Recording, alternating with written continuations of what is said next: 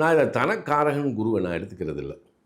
ஏன் அப்படின்னா, காலபுருஷனுக்கு 2ஆம் வீடு அப்படின்றது தான் ரிஷபம். இந்த அதிபதி யாருன்னா சுக்கிரன். இப்போ 2ஆம் இடத்தை தான் தனஸ்தானம் அப்படின்னு அவன் சொல்லியிருக்கான். 2ஆம் இடம் தனஸ்தானம்.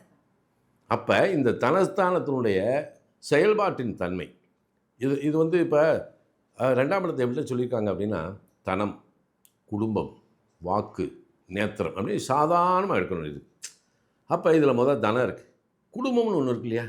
இந்த குடும்பம் அப்படின்றதில் நாம் எங்கே இருக்கோம்? 2ஆம் இடத்த குடும்பம்ட்டான். அதுக்குள்ளே யார் இருக்கா? நம்ம அம்மா, நம்ம அப்பா, நம்ம கூட பிறந்தவங்க எல்லாமே அதுக்குள்ளே இருக்காங்க. அப்போ குடும்பம்ன்றதுக்குள்ளே ஒரு குடும்பமே, ஒரு கூட்டமே இருக்குது. பட் இதுக்கு தேவையான தனம் அப்படின்றது அங்கே உள்ளே வந்தாகணும். அப்போ ஆமாம். அப்போ இந்த தனஸ்தானம் அப்படின்றதுடைய செயல்பாடு எங்கே இருக்குன்னா நிதிஸ்தானத்துலேருந்து தான் வரணும். அப்போ அதை பாக்கியஸ்தானம்னு வச்சுருக்கானா? அப்போ நீங்கள் போன ஜென்மத்தில் நீ செய்த தர்மம் என்ன, புண்ணியம் என்ன, இதான் கணக்கு இல்லையா? அந்த கணக்கை யார் கையில் வச்சுருக்கா? குருபகவான் தான் கையில் வச்சுருக்காரு. அப்படிங்களா? சனி இல்லை, அது வேறு, அது கர்ம வினை சூத்திரத்துக்கு வர்றது.